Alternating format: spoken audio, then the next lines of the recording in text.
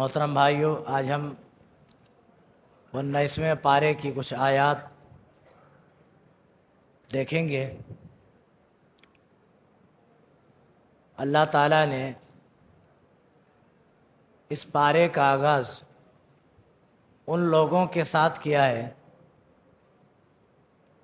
جو یہ کہتے تھے کہ اللہ تعالیٰ زمین پر کیوں نہیں اتر جاتا، ہم اپنی آنکھوں سے دیکھ لیں گے اور ایمان لے آئیں گے۔ اسی طرح فرشتوں کے بارے میں بھی کہتے تھے کہ وہ ہمارے پاس نازل کیوں نہیں ہوتا، ہم انہیں اپنی آنکھوں سے دیکھ لیں اور ایمان لے آئیں۔ وقال الذين لا يرجون لقاءنا لولا انزل علينا الملائكة او نرى ربنا،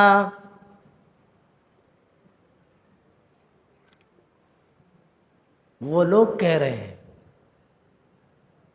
لا يرجون لقاءنا، جنہیں ہم سے ملاقات کی کوئی امید نہیں ہے، جو اللہ سے ملنے کی توقع نہیں رکھتے، جو اپنے رب سے ملاقات کی خواہش نہیں رکھتے، اس پر ایمان و ایقان نہیں رکھتے۔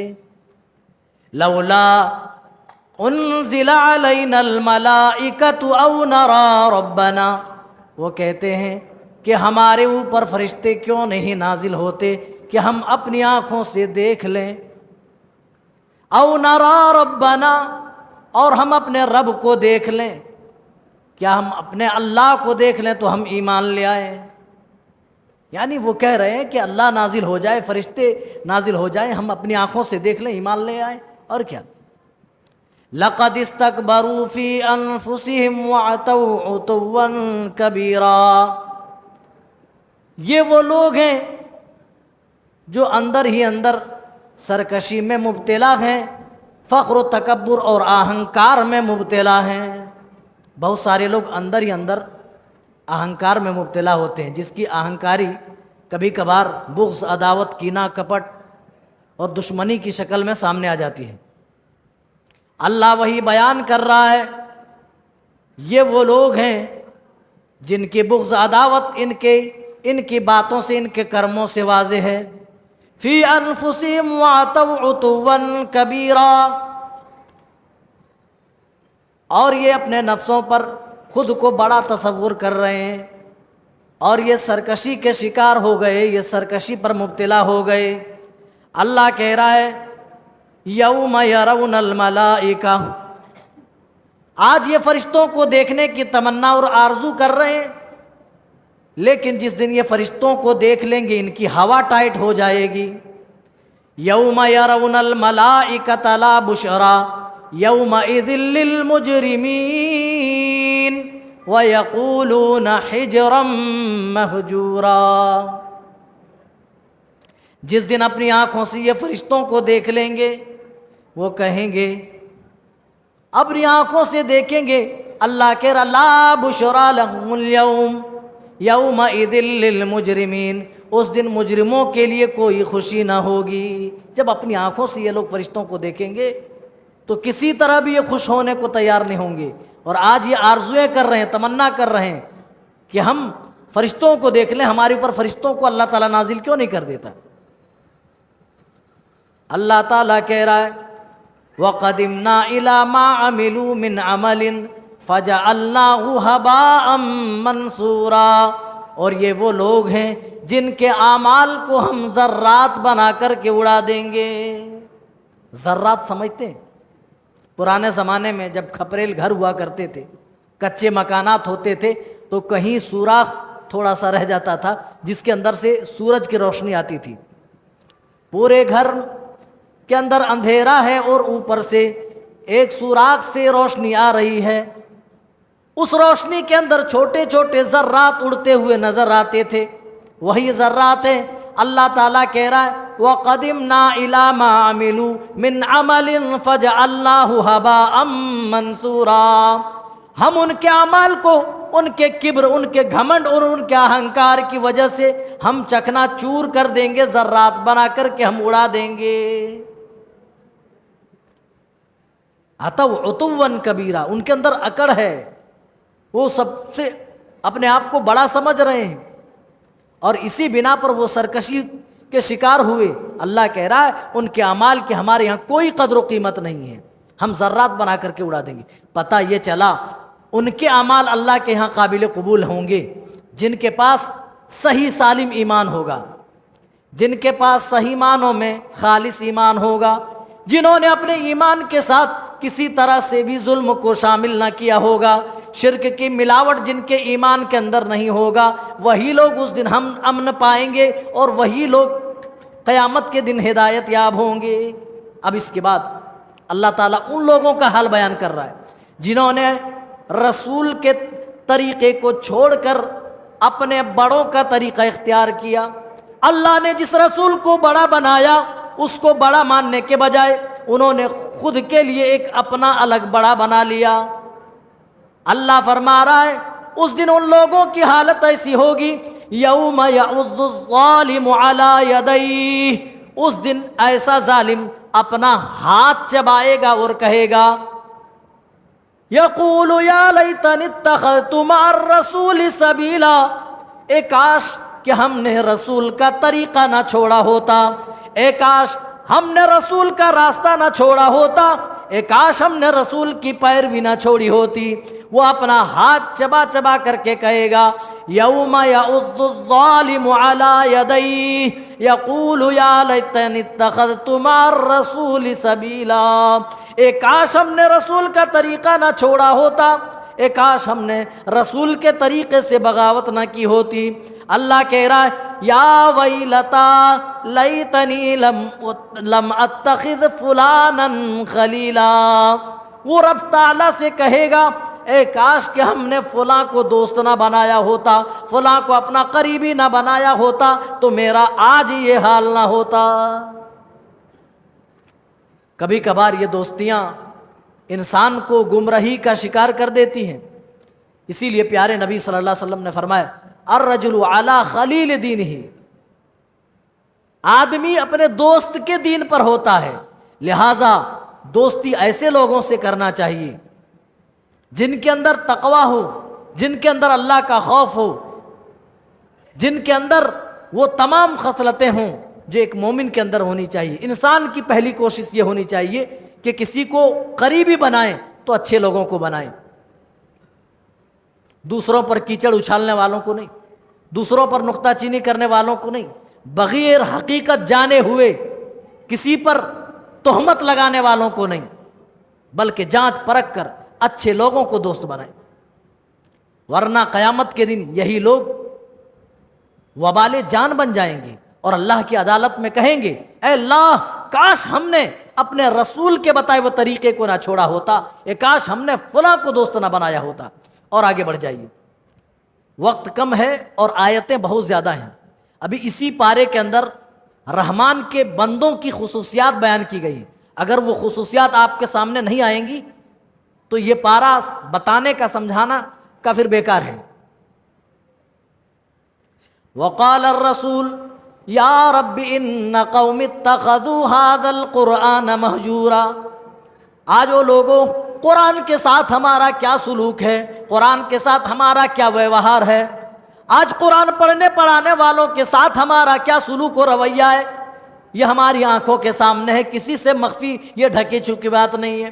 سب سے زیادہ لوگ کراہت کی نگاہ سے، سب سے زیادہ لوگ ذلت کی نگاہ سے اگر کسی کو دیکھتے ہیں تو قرآن و حدیث کے علم رکھنے والوں کو دیکھتے ہیں، وہ مولویوں کو بڑا حقیر سمجھتے ہیں، بڑی ذلیل بھری نگاہوں سے دیکھتے ہیں، لیکن قرآن حاصل کرنے والے اور قرآن پڑھانے والے اللہ کی نگاہ میں اتنے محبوب ہیں۔ دنیا میں بہت سارے کیٹیگری کے لوگ پائے جاتے ہیں، لیکن اللہ تعالیٰ نے، اللہ کے رسول نے کسی بھی کیٹیگری کے لیے یہ نہیں فرمایا کہ دنیا میں یہی بہترین ہے۔ اگر کسی کو بہتر کہا، کسی کو افضل کہا تو کہا خیرکم من تعلم القرآن وعلمہ، تم میں سب سے بہتر وہ لوگ ہیں جو قرآن کو سیکھتے ہیں اور سکھاتے ہیں، جو قرآن کو پڑھتے ہیں اور پڑھاتے ہیں۔ آج قرآن پڑھنے پڑھانے والوں کا ہمارے یہاں کوئی مقام نہیں ہے۔ دوسرے علوم کے لیے لوگ پیسے دینے کو تیار، خرچ کرنے کو تیار ہے، قرآن کی تعلیم لینے پر وہ چند سو روپے دینے کو بھی آج تیار نہیں۔ قیامت کے دن ہم اللہ کے سامنے کیا جواب دیں گے؟ اللہ پوچھے گا دوسری کتابوں کی تعلیم کے لیے تم نے اپنے بچوں کے لیے 1000-2000 روپے دیے، لیکن میری کتاب کی تعلیم لینے کے لیے تم سے 500 روپے بھی نہ نکلتے تھے۔ اسی لیے قیامت کے دن ہمارے رسول خود ہمارے خلاف گواہی دے رہے ہوں گے اور کہیں گے اے میرے پروردگار، یہ میری قوم کے لوگ ہیں۔ وقال الرسول یا رب ان قوم اتخذوا هذا القرآن مہجورا، جس نے تیری کتاب کو چھوڑ رکھا تھا، تیرے قرآن کو ترک کر دیا تھا، تیری کتاب کو وہ اللہ عزت نہ دی، تیرے کتاب کو وہ مقام نہ دیا، اے اللہ انسان کے ہاتھوں کی لکھی ہوئی کتاب کو انہوں نے تیری کتاب کے مقابلے میں کھڑا کر دیا۔ آج لوگوں قرآن کے مقابلے میں ہاتھوں کی لکھی ہوئی کتابوں کو اہمیت دی جا رہی ہے، باقاعدہ وہ کتابیں لوگوں کو پڑھ کر سنائی جا رہی ہے، اور ان کے بارے میں ایسا پرچار و پرسار کیا جا رہا ہے کہ وہ کوئی انسان کے ہاتھوں کی لکھی کتاب نہ ہوئی، وہ قرآن ہو گیا۔ کہا جانے لگا یہ کتاب جہاں گئی نور پھیل گیا۔ او لوگوں، ایسی بات تو ہم نے قرآن کے بارے میں سنا تھا، قرآن جہاں گیا نور پھیل گیا، قرآن کو جس نے بھی پڑھا اس کا سینہ منور و مجلہ ہو گیا۔ لیکن آج فضائل اعمال اور ان جیسی کتابوں کے بارے میں لوگ شور و شرابہ کر رہے ہیں کہ اس کے اندر ایسی کتاب ہے، قرآن و حدیث کا نچوڑ اس کے اندر ہے۔ اچھا، قرآن و حدیث کو نچوڑ دیں، پھر باقی کیا رہ جاتا ہے؟ کسی چیز کو جب نچوڑتے ہیں اس کا رس نیچے آ جاتا، اس کا ایسنس نیچے آ جاتا ہے، کیا بچتا ہے؟ کسی بھی پھل ہو یا فروٹ ہو، کوئی بھی چیز جب نچوڑتے ہم تو اصل چیز تو نیچے آ جاتا ہے، اور پھر جس کو ہم نے نچوڑا اس میں کیا بچا؟ اس کو تو پھینک دیا جاتا ہے۔ اللہ اکبر۔ تو یہ کہا جاتا ہے اور قرآن کے سامنے پیش کیا جاتا ہے۔ یہی وجہ ہے کہ قیامت کے دن پیارے نبی صلی اللہ علیہ وسلم کہیں گے اے اللہ میری قوم کے لوگ ہیں جنہوں نے تیری کتاب کو الماریوں کی زینت بنا لی تھی، یہ واٹس ایپ دن میں 100 مرتبہ کھولتے تھے، یہ فیس بک 200 بار کھولتے تھے، اے اللہ اسٹیٹس لگا کر بار بار چیک کرتے تھے، انسٹاگرام میں اے اللہ یہ انگلیاں سرکاتے نہیں تھکتے تھے، لیکن تیری کتاب کبھی پلٹ کر نہیں دیکھا۔ اے اللہ تیری کتاب نہیں کھولی، اے اللہ خود بھی تیری کتاب کی تعلیم نہیں لی، اے اللہ اپنے بچوں کو بھی تیری کتاب کی تعلیم نہ دی، اے اللہ تیرا پیغام تیرا میسج ان بندوں نے سمجھنے کی کوشش نہیں کی۔ رسول صلی اللہ علیہ وسلم اس دن ہمارے خلاف گواہی دے رہے ہوں گے، ہماری شکایت کر رہے ہوں گے، اے اللہ میری قوم کے یہ لوگ ہیں جنہوں نے تیری کتاب اس قرآن کو چھوڑ رکھا تھا، طاقوں کی زینت الماریوں کی زینت بنا رکھا تھا۔ لوگوں ہوش کے ناخن لو، عبرت پکڑنے کا مقام ہے، عبرت حاصل کرنے کی یہ جگہ ہے۔ اگر مسجد میں رہتے ہوئے قرآن سنتے ہوئے اگر ہم عبرت حاصل نہ کریں تو میرے بھائیوں کوئی اور اس سے بہتر جگہ ہمیں نہیں مل سکتی ہے جہاں ہم عبرت پکڑ سکتے ہیں، نصیحتیں حاصل کر سکتے ہیں۔ یہ نصیحت حاصل کرنے کی جگہ ہے، یہ عبرت پکڑنے کی جگہ ہے۔ یہاں آؤ تو سکون و وقار کے ساتھ آؤ، سنجیدگی کے ساتھ آؤ، کینہ کپٹ بغض عداوت نکال کر کے آؤ، سب کے ساتھ قدم سے قدم ملا کر کے کھڑے ہو۔ یہ رب کی تعلیم ہے، رسول اللہ کی تعلیم ہے، اور یہ اسلام کی تعلیمات میں سے ہے۔ تم ساہوکار ہو اپنے گھر میں، تم چودھری ہو اپنے گھر میں، تم بڑے ہو اپنے گھر میں، لیکن جب رب کی مسجد میں آؤ تو اپنی چودراہٹ اپنے گھر میں رکھ کے آؤ، اپنی امیری اپنے گھر میں رکھ کے آؤ، اپنی مملکت و سلطنت کا دھونس اپنے گھر میں رکھ کے آؤ۔ جب یہاں آؤ تو سب ایک ساتھ قدم سے قدم ملا کر کھڑے ہو جاؤ۔ یہ اسلام کی سب سے بڑی خوبصورت ہے۔ ایک ہی صف میں کھڑے ہو گئے محمود و ایاز، نہ کوئی بندہ رہا نہ کوئی بندہ نواز۔ علامہ اقبال نے اسی کو تو کہا تھا، ایک فقیر جو مسجد کے باہر بھیک مانگ رہا ہے، اگر وہ بھی نماز کے لیے آ جائے گا، بڑے سے بڑا ہماری قوم کا رہبر اور رہنما آ جائے گا، اس کے ساتھ قدم سے قدم ملا کر انہیں نماز ادا کرنی ہوگی، پڑھنی پڑے گی۔ اے اللہ میری قوم کے یہ لوگ ہیں جو اپنی چودراہٹ پر اور اپنے بل بوتے پر انہوں نے تیری کتاب کو طاقوں کی زینت، الماریوں کی زینت بنا لی تھی۔ اور آگے بڑھیے، اب اللہ تعالیٰ یہاں سے عباد الرحمن کی صفات بتا رہا ہے۔ رحمان کے بندوں کی کچھ خصوصیات ہیں، ان خصوصیات کو اللہ تعالیٰ گنا رہا ہے۔ وَعِبَادُ الرَّحْمَنِ الَّذِينَ يَمْشُونَ عَلَى الْأَرْضِ هَوْنًا، اور رحمان کے بندے تو ایسے ہیں، یمشون علی الارض، جب زمین پر چلتے ہیں تو ہونا، وہ آہستگی کے ساتھ چلتے ہیں، وہ نرم چال چلتے ہیں، پیر مار مار کر تکبر کے ساتھ اتراتے ہوئے نہیں چلتے، ان کی چال میں آہستگی ہوتی ہے، ان کی چال میں نرمی ہوتی ہے، ان کے اندر کسی طرح کا اہنکار نہیں ہوتا ہے، وہ تکبر میں مبتلا نہیں ہوتے، بلکہ جب بھی وہ چال چلتے ہیں ان کی چال کے اندر نرمی ہوتی ہے، آہستگی ہوتی ہے۔ وَإِذَا خَاطَبَهُمُ الْجَاهِلُونَ قَالُوا سَلَامًا، اور جب کسی جاہل سے ان کا سامنا ہو جاتا ہے تو یہ سلام کر کے نکل جاتے ہیں۔ کہتے ہیں پتھر پگھل جائے لیکن جاہل نہ سمجھے، بھینس کے آگے جس طرح بینگ بجانے سے کہا جاتا ہے نا کہاوت میں، بھینس کو کوئی چیز سمجھ نہیں آتی، اسی طریقے سے جاہل کے سامنے آپ لاکھ دلیلیں دیں، لاکھ اچھی باتیں کریں، لاکھ پروف آپ دیں، ان کی جہالت کبھی ختم ہونے والی نہیں۔ اور میرے بھائیوں یاد رکھیے، جاہل اس کو نہیں کہتے ہیں جنہیں پڑھنا لکھنا نہ آتا ہو، وہ تو امی ہیں۔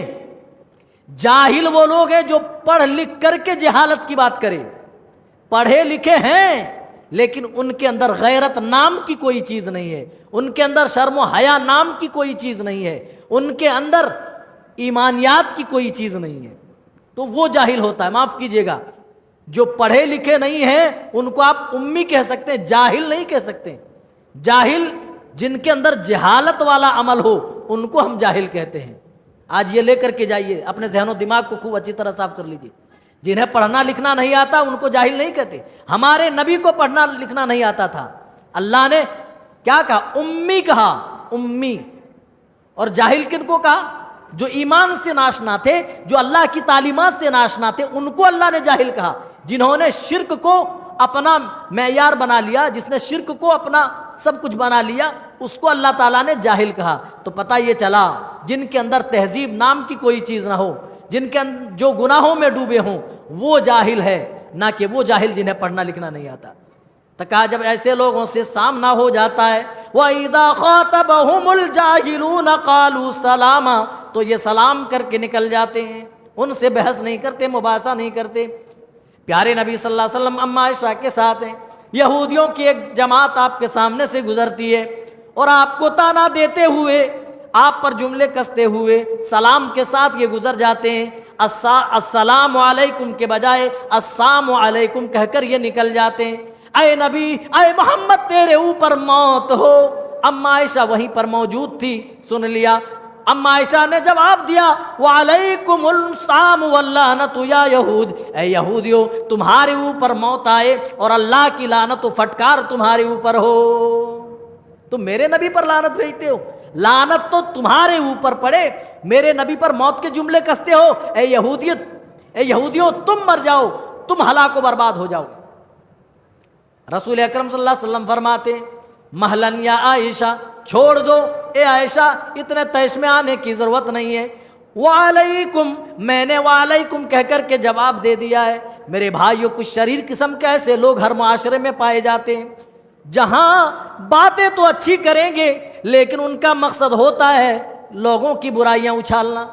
اللہ وہی کہہ رہا ہے، ایسے لوگ جب نبی اکرم صلی اللہ علیہ وسلم کے ساتھ گزرے تو پیارے نبی صلی اللہ علیہ وسلم پر انہوں نے جملہ کستے ہوئے فرمایا السلام علیکم۔ کیا سلام کرنا مقصد تھا؟ نہیں تھا، لیکن لوگوں کو دکھایا دیکھو ہم سلام کر رہے ہیں، بلکہ سلام کے بجائے لعنت وہ بھیج رہا تھا۔ پیارے نبی صلی اللہ علیہ وسلم نے منع کر دیا کہ چھوڑ دو، کوئی بات نہیں، ہم انہیں جواب دے چکے ہیں، اے عائشہ تیش میں مت آؤ۔ پیارے نبی صلی اللہ علیہ وسلم جب دعوت کا کام کرتے تھے، ابو لہب آپ کا چچا پیچھے پیچھے جاتا تھا، اور جس خیمے میں آپ داخل ہوتے تھے وہاں سے جیسے نکلتے تھے ابو لہب پہنچتا تھا اور کہتا تھا یہ میرا بھتیجا ہے، ہمارے خاندان کا ہے، دیکھو اس کا دماغی توازن بگڑ گیا، اس کی بات نہ ماننا، یہ پاگل و مجنون ہو چکا ہے۔ لیکن سیرت کی کتابیں گواہ ہیں، حدیث کی کتابیں کھول کر کے دیکھو، ساری کتابیں گواہی دیں گی، میرے نبی صلی اللہ علیہ وسلم نے کبھی پلٹ کر اپنے چچا کو جواب نہیں دیا، اپنے چچا کی جہالت کا جواب نہیں دیا۔ آپ اللہ کے بتائے ہوئے دین پر چلتے رہے، آپ کا چچا زندگی بھر آپ کی ٹانگ کھینچتا رہا، میرے نبی نے اپنے چچا کو کبھی پلٹ کر جواب نہیں دیا۔ آج بھی ہم کہتے ہیں لوگوں سے، میرے بھائیوں جب کتا کاٹ لے تو بدلے میں کتے کو واپس کاٹا نہیں جاتا ہے نا، تو کوئی آپ کو نقصان پہنچائے آپ بھی ان کو نقصان پہنچائے تو آپ میں اور ان میں فرق کیا ہے؟ آپ پر کوئی لعن و طعن کرے آپ بھی بدلے میں لعن و طعن کریں تو آپ میں اور ان میں فرق کیا ہے؟ کوئی آپ کو گالی گلوچ دے، کوئی آپ کی عیب جوئی کرے، آپ بھی بدلے میں ویسا کریں تو ان میں اور آپ میں پھر فرق کیا رہ جائے گا؟ نبی نے فرق کر کے دکھایا، میرے نبی نے اپنے چچا کو کبھی پلٹ کر جواب نہیں دیا، کبھی پلٹ کر جواب نہیں دیا۔ قالوا سلاما، یہاں اللہ تعالیٰ وہی بیان کر رہا ہے، رحمان کے بندوں کی خاص صفت ہوتی ہے جب ایسے لوگوں سے ٹکراؤ ہوتا ہے، جب سامنا ہوتا ہے، بحث و مباحثہ ہوتا ہے تو ان سے بحث نہیں کرتے، سلاما سلام کر کے نکل جاتے ہیں۔ اور پھر ان کی راتیں کیسے گزرتی ہیں؟ ہماری راتیں تو لہو و لعب میں گزرتی ہیں، رمضان جیسی راتیں ہم لہو و لعب میں برباد کر رہے ہیں۔ کوئی کیرم بورڈ کھیل رہا ہے، کوئی موبائل میں لوڈو کھیل رہا ہے، کوئی موبائل میں میچ دیکھ رہا ہے، کوئی فیس بک کی ریل سرکا رہا ہے، کوئی انسٹاگرام پر غلط ویڈیوز دیکھ رہا ہے۔ اس طرح ہماری راتیں بیت جاتی ہیں اور ختم ہو جاتی ہیں۔ لیکن رحمان کے جو خاص بندے ہوتے ہیں، اللہ تعالیٰ کہہ رہا ہے والذین یبیتون لربہم سجدا وقیاما، ان کی راتیں تو رب کے حضور سجدوں میں گزرتی ہیں، رب کے حضور نمازیں پڑھتے ہوئے تہجد پڑھتے ہوئے گزرتی ہیں۔ او لوگوں رمضان میں تو ہم جوش و جذبے کے ساتھ نمازیں پڑھ رہے ہیں، کہیں ایسا نہ ہو رمضان کے بعد ہم مسجدوں سے دور ہو جائیں۔ او لوگوں پھر وہ ایمان کیا جو ایمان آپ کو مسجد نہ لا سکے؟ میرے بھائیوں وہ ایمان آپ کو جنت تک کیسے پہنچا سکتا ہے؟ میرے بھائیوں رمضان ختم ہونے کے بعد بھی اسی طرح مسجدوں سے جڑے رہو، اسی طرح نمازوں میں حاضری دو۔ رمضان کا یہی مقصد ہے کہ تمہارے اندر وہ پاور پیدا کر دیا جائے، وہ صلاحیت و طاقت پیدا کر دی جائے کہ وہ عمل بعد میں بھی تم کرتے رہو۔ رمضان کا یہ مطلب نہیں ہے ہم برائیوں سے رمضان میں تو بچے، لیکن جیسے ہی رمضان کا مہینہ ختم ہوا ہم پرانے دھندے پہ اتر آئے، ہم پرانی برائیوں میں آ گئے۔ اس کا ہرگز مطلب نہیں ہے میرے بھائیوں، یاد رکھنا۔ والذین یبیتون لربہم سجدا وقیاما، رب کے حضور یہ راتوں کو یہ اٹھ کر یہ سجدے کرتے ہیں، نمازیں پڑھتے ہیں۔ والذین یبیتون لربہم سجدا وقیاما، اور صرف سجدے ہی نہیں کرتے۔ آج ہم 4 رکعت نماز پڑھ لیں تو ایسا لگتا ہے کہ ہم نے اللہ پر بڑا احسان کر دیا ہے، 4 روپے ہم صدقہ کر دیں تو ایسا لگتا ہے کہ ہم نے اسلام پر بڑا احسان کر دیا ہے۔ اللہ تعالیٰ رحمان کے بندوں کی صفات بیان کر رہا ہے، جب یہ راتوں کو اٹھ کر تہجد کی نماز پڑھتے ہیں، رب کے حضور سجدوں میں روتے ہیں تو یہ دعائیں بھی کرتے ہیں۔ والذین یقولون ربنا اصرف عنا عذاب جہنم، اے اللہ تو مجھ سے عذاب جہنم ٹال دے، اے اللہ تو مجھ سے عذاب جہنم دور کر دے۔ ان عذابها کان غراما، کیونکہ جہنم کا عذاب تو چمٹ جانے والا عذاب ہے۔ او لوگوں اس مہینے میں جہنم سے بچنے کے لیے خوب دعائیں کرو، آنے والی طاق راتوں کو غنیمت جانتے ہوئے اپنے آپ کو جہنم سے محفوظ کر لو۔ یہ دعا بار بار پڑھو، ربنا اصرف عنا عذاب جہنم، اے اللہ ہمارے سروں کے اوپر سے عذاب جہنم ٹال دے۔ ان عذابها کان غراما، کیونکہ جہنم کا عذاب تو چمٹ جانے والا عذاب ہوگا۔ غرام جانتے کس کے اوپر بولا جاتا ہے عربی میں؟ ادھار دیتے نا آپ کسی کو، جب وہ وعدہ کرتا ہے کہ 2 دن بعد میں دوں گا، اب بندے نے 2 دن بعد اگر واپس نہیں کیا تو جس نے قرض دیا وہ اس کے پیچھے پڑ جاتا ہے، اس سے چمٹ جاتا ہے، ارے بھائی تم نے تو بولا تھا 2 دن بعد دوں گا، 4 دن ہو گئے، 4 ہفتے گزر گئے، ابھی تک تم نہیں دے۔ جس طرح پیسہ دینے والا، ادھار دینے والا آدمی جس کو دیا ہے اس سے بار بار تقاضا کرتا ہے، اس کا پیچھا کرتا ہے، اس سے چمٹا رہتا ہے، اسی پر عربی میں غرام کا لفظ بولا جاتا ہے۔ جس طرح ادھار دینے والا لینے والے سے چمٹا رہتا ہے، جہنم کی آگ بھی اسی طرح چمٹ جانے والی ہوگی، جہنم کا عذاب اسی طرح چمٹ جانے والا ہوگا۔ ان عذابھا کان غراما۔ پھر اللہ نے ان کے خرچ کرنے کے طریقے کو بتایا، والذین اذا انفقوا، جب یہ خرچ کرتے ہیں، ولم یسرفوا ولم یقتروا وکان بین ذلک قواما، جب یہ کوئی چیز خرچ کرتے ہیں تو خرچ کرنے میں نہ ہی اسراف کرتے ہیں نہ ہی یہ کنجوسی سے کام لیتے ہیں، دونوں غلط ہے۔ اگر کوئی آدمی کنجوسی کرے تو یہ بھی غلط ہے، کوئی آدمی بہت زیادہ خرچ کرے، جہاں تہاں خرچ کر دے، کوئی حساب کوئی کتاب نہیں، تو میرے بھائیوں یہ بھی کیا ہے؟ کفران نعمت ہے۔ کچھ لوگ بینک بیلنس بنانے کے لیے سید کر رکھتے ہیں، جائز حقوق جو بیوی بچوں کے ہیں وہ جائز حقوق بھی مار لیتے ہیں اور بینک بیلنس کرتے ہیں، اور کچھ لوگ فضول خرچی کرتے ہیں اور اتنا کرتے ہیں جہاں نہیں خرچ کرنا وہاں بھی خرچ کرتے ہیں، ناجائز خواہشات اپنے بچوں کی اپنی بیویوں کی پوری کرتے ہیں، تو دونوں غلط ہے۔ لیکن رحمان کے بندے اعتدال رکھتے ہیں، وَبَيْنَ ذَلِكَ قَوَامًا، نہ یہ فضول خرچی کرتے ہیں اور نہ یہ کنجوسی سے کام لیتے ہیں، بلکہ یہ بیچ بیچ کی راہ اختیار کرتے ہیں۔ پھر اللہ تعالیٰ بیان کر رہا ہے وَالَّذِينَ لَا يَدْعُونَ مَعَ اللَّهِ إِلَٰهًا آخر، اور یہ ایسے ہوتے جو اللہ کے ساتھ کسی دوسرے کو شریک نہیں کرتے، کسی دوسرے کو نہیں پکارتے، وَلَا يَقْتُلُونَ النَّفْسَ الَّتِي حَرَّمَ اللَّهُ إِلَّا بِالْحَقِّ، اور کسی نفس کا قتل جس کو اللہ نے حرام کر دیا ہے ناحق نہیں کرتے، ناحق کسی کا قتل نہیں کرتے، وَلَا يَزْنُونَ، یہ زناکاری بھی نہیں کرتے، غلط کاری بھی نہیں کرتے۔ اس کے بعد اللہ کہہ رہا وَمَن يَفْعَلْ ذَلِكَ، جو ایسا کرے گا، یلقا اثاما، وہ اپنے اوپر خود بخود عذاب لائے گا، اپنے اوپر وبال لائے گا، یضاعف لہ العذاب یوم القیامہ، اور قیامت کے دن یہ دوہرے عذاب کے مستحق ہوں گے، وَيَخْلُدْ فِيهِ مُهَانًا، اور جہنم میں ذلت کے ساتھ ہمیشہ پڑے رہیں گے، ذلیل ہو کر رسوا ہو کر جہنم میں ہمیشہ پڑے رہیں گے۔ میرے بھائیو، کل 12 صفات اللہ نے بتائے اور 12 صفات ذکر نہیں کر پائیں گے، اسی لیے اس طاق راتوں میں سے کوئی ایک رات منتخب کریں گے، خاص اس کا ہم ٹاپک لیں گے اور بتائیں گے کہ اللہ تعالیٰ نے کتنی صفات اپنے رحمان کے بندوں کے لیے اللہ نے گنائی، اور وہ کون کون سی صفات ہیں۔ میں معذرت چاہتا ہوں، آگے بڑھتا ہوں ورنہ اسی میں پورا ٹائم چلا جائے گا۔ اس کے بعد اللہ تعالیٰ گنا رہا ہے، کہہ رہا ہے، اپنے نبی کا حال بیان کر رہا ہے، او لوگو، آج ہم نے اس رسول کا طریقہ چھوڑ دیا، آج اس رسول کے طریقے سے ہم غافل ہیں، جو رسول ہمارے لیے بے چین و بے قرار رہا کرتے تھے۔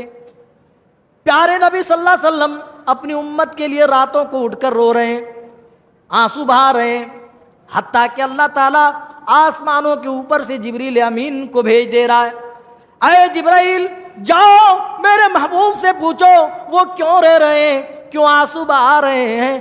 اللہ کے رسول صلی اللہ علیہ وسلم فرماتے ہیں، اے جبرائیل میری امت کا کیا ہوگا، میری امت کی نیا اس دن کیسے پار لگے گی۔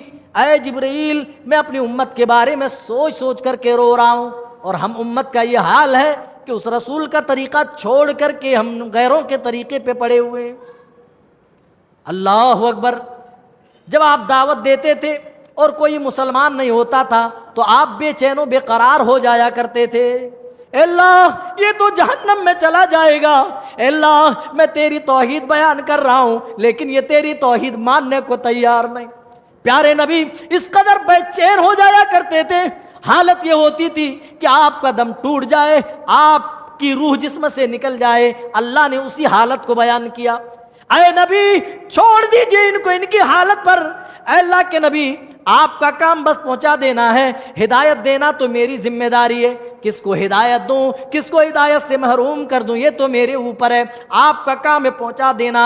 فاصدع بما تؤمر، آپ ڈنکے کی چوٹ حق بات کا اعلان کر دیجئے، وَأَعْرِضْ عَنِ الْمُشْرِكِينَ، اگرچہ یہ مشرکین اس سے اعراض کریں، آپ کو جو حکم ملا بس پہنچا دیجئے۔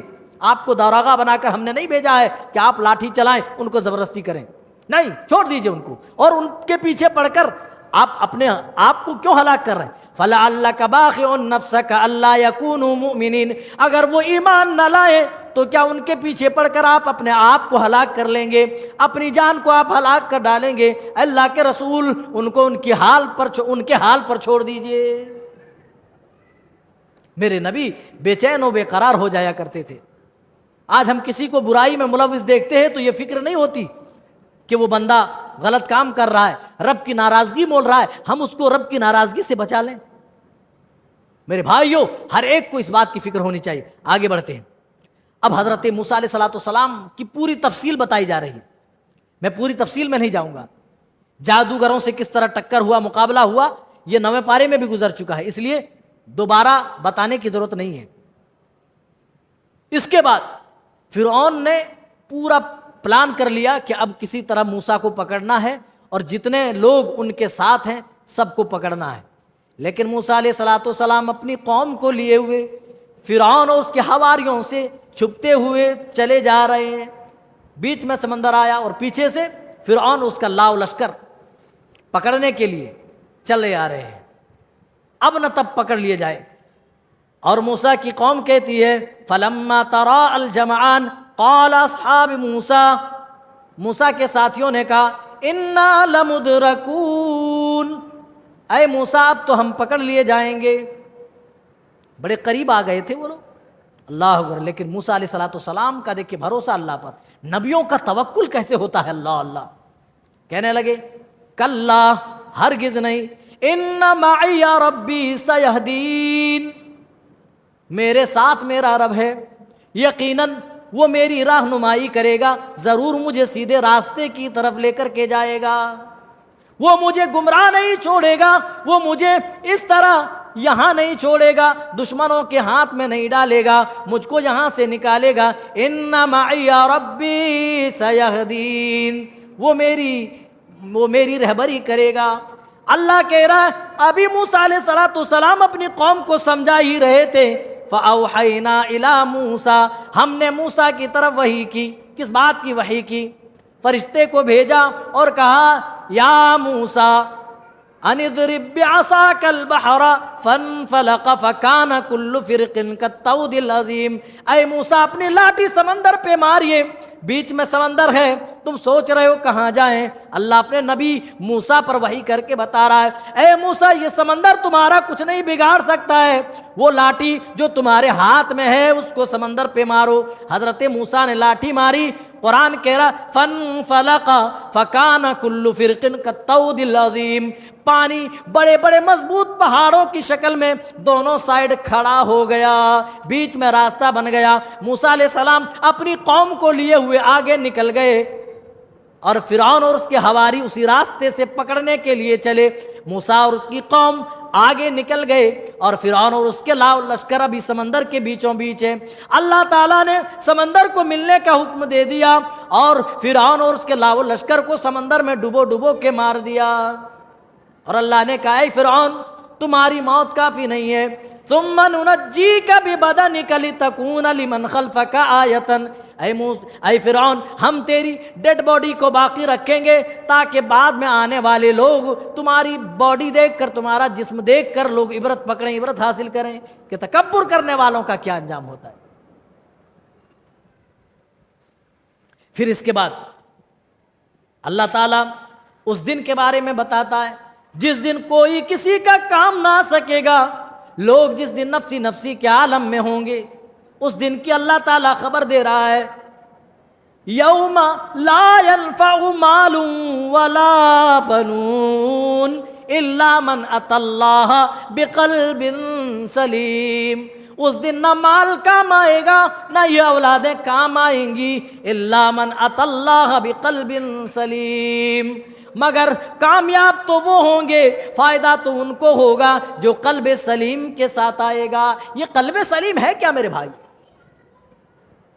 جن کے دل میں مکمل ایمان ہوگا، جن کا ایمان دل کے اندر شرک کی غلاظت سے پاک ہوگا، تمام کھوٹ اور برائیوں سے پاک ہوگا، وہ اس کا دل سمجھو قلب سلیم ہے۔ جو اس دل کے ساتھ رب کے پاس آئے گا، اللہ کہہ رہا ہے نجات تو ان کو ملے گی، فلاح تو وہ لوگ پائیں گے، اس دن تو تمہاری اولادیں بھی کام نہ آئیں گی، تمہارا یہ مال بھی کام نہ آئے گا۔ او لوگو، اس دن کا حال تو یہ ہوگا، اللہ کہہ رہا ہے وہ دن تو وہ دن ہوگا جس دن بچے بوڑھے ہو جائیں گے، یوم یجعل الولدان شیبا، اس دن کی ہولناکی کو دیکھتے ہوئے، ہولناکیوں کی وجہ سے بچے بوڑھے ہو جائیں گے۔ آج ہمیں اس دن کی فکر نہیں ہے، مسلمان اس دن سے بے خبر ہے۔ دنیا بنانے کے لیے تو لاکھ کوششیں ہو رہی ہیں، لیکن آخرت سنوارنے کے لیے بہت کم ہی لوگ ہیں جو آگے آتے ہیں۔ میرے بھائیو، ایک نہ ایک دن تو دنیا چھوڑنا ہے، ایک نہ ایک دن تو قبر کے نیچے جانا ہے، منومن مٹی کے نیچے اترنا ہے، وہاں کے لیے بھی کچھ کر لو۔ جب 60 سالہ زندگی کے لیے تم نے اتنے محنت کی، اتنے جتن کیے، ہمیشہ ہمیشہ والی زندگی جو آنے والی ہے، جو کبھی ختم نہ ہوگی، یا چاہے وہ زندگی مصیبتوں والی مل گئی یا وہ زندگی بڑی خوشی والی مل گئی، خوشی کی صورت میں ملی تب بھی وہ ختم نہ ہوگی، دکھوں کی صورت میں ملی تب بھی وہ زندگی ختم نہ ہوگی۔ میرے بھائیو، اب ذرا غور کرو کہ اس زندگی کے بارے میں ہماری محنت و لگن کس قدر ہونی چاہیے۔ اس جنت کو حاصل کرنے کا یہ موسم ہے، یہ مہینہ ہے میرے بھائیو، لایانی چیزوں میں اس مہینہ کو مت گزارو۔ گھر میں رہو، کہیں بھی رہو، بازار میں ہو، آپ اللہ کے ذکر سے اپنی زبان کو تر رکھیں۔ عورتیں کھانا بنا رہی ہیں، ٹائم نہیں ہے قرآن پڑھنے کے لیے، ٹائم نہیں ہے نوافل ادا کرنے کے لیے، وہ قرآن سنیں، قرآن لگا کر موبائل سے قرآن سنیں، اگر نہیں تو سبحان اللہ، الحمدللہ، اللہ اکبر، اس طرح تسبیحات اپنی زبان سے پڑھتے رہیں۔ یہ نیک اعمال کرنے کے طریقے ہیں، بس ہمیں طریقے آنے چاہیے۔ آگے بڑھیے، وقت ہو گیا ہے، بس سرسری طور پر بتا دیتے ہیں۔ حضرت سلیمان علیہ السلام کو اللہ تعالیٰ نے بہت بڑی مملکت و سلطنت عطا کی تھی، بادشاہ بنایا تھا، اور اتنے بڑے بادشاہ تھے، صرف ان کی حکومت انسانوں پر ہی نہیں، چرند پرند اور دوسرے جانور، حیوانات، حتیٰ کہ جنات پر حضرت سلیمان کی حکومت تھی۔ حضرت سلیمان علیہ السلام چلے آ رہے ہیں، اپنے تمام لشکر کو تیار ہونے کا حکم دیا، جنوں میں سے، انسانوں میں سے، پرندوں میں سے، سب تیار ہو گئے، جانے کو تیار ہوئے۔ جیسے ہی قرآن کہتا ہے جب ایک وادی نمل میں پہنچے، چیٹیوں کے میدان میں پہنچے، قالت نملتن، تو ایک چیٹی نے کہا، نملتن یا ایھا النمل ادخلوا مساکنکم، اے چیٹیوں کی جماعت، اے چیٹیوں، تم اپنے اپنے مسکنوں میں داخل ہو جاؤ، لا یحطمنکم سلیمان وجنودہ وہم لا یشعرون، کہیں ایسا نہ ہو سلیمان اور اس کے لشکر تمہیں ناگہانی میں مسل کر رکھ دیں، چٹنی بنا دیں، لا یحطمنکم، تمہیں مسل نہ دیں، ان کے پیروں کے نیچے تم نہ آؤ، اے چیٹیوں تم اپنی اپنی بلوں میں اندر چلے جاؤ۔ یہ کون کہہ رہی ہے؟ جو سردار چیٹی ہے وہ کہہ رہی ہے۔ اس سے یہ معلوم ہوا سردار کو، جو قوم کا سربراہ ہو، جو بڑا ہو، اس کو خود سے زیادہ قوم کی فکر ہونی چاہیے، قوم کی، جی اپنی فکر نہیں کی، پہلے قوم والوں کو کہا اے چیٹیوں اپنی اپنی بلوں میں گھس جاؤ، ورنہ سلیمان اور اس کے لشکر تمہیں ناگہانی میں بغیر جانکاری کے تمہیں اپنے پیروں سے مسل دیں۔ اللہ، اتنی بڑی مملکت سلطنت، ایک دن سلیمان علیہ السلام نے تمام جانوروں کی حاضری لی، تمام کا جائزہ لیا، سب حاضر ہوئے، لیکن ایک پرندہ غائب تھا جس کا نام تھا ہدہد۔ اگر تفصیل میں جائیں گے، قرآنی آیت پڑھ کر کے بتائیں گے تو بہت لمبا ٹائم جائے گا، وقت ہو گیا۔ ہدہد کو غائب پایا، کہا کہ ہدہد کہاں ہے جی؟ اگر وہ نہیں آیا، جیسے وہ آئے گا، اگر کوئی عذر اس کے پاس نہیں ہوگا، اگر وہ دلیل و براہین کے ساتھ نہیں آئے گا، تو ہم اسے سخت سے سخت سزا دیں گے، او لأذبحن، یا ہم اسے ذبح کر دیں گے۔ اتنے میں ہدہد آ کر کھڑا ہوا اور کہا اے سلیمان، میرے پاس وہ جانکاری ہے جو آپ کے پاس نہیں ہے۔ کہا کیا جانکاری ہے؟ انی وجدت امرأۃ تملکہم وأوتیت من کل شیء، میں قوم سبا سے آ رہا ہوں، میں قوم سبا سے ایک سچی اور پکی خبر لے کر کے آیا ہوں، من سبأ بنبأ یقین، انی وجدت امرأۃ تملکہم وأوتیت من کل شیء، ہم نے دیکھا ایک عورت وہاں حکومت کر رہی ہے، ایک عورت بادشاہ چلا رہی ہے اور اس کو تمام چیزیں عطا کی گئی ہیں اور اس کا عرش بہت بڑا ہے۔ میرے بھائیو، اگر بیان کریں گے تو زیادہ وقت جائے گا، انشاءاللہ کل موقع رہا تو بتائیں گے۔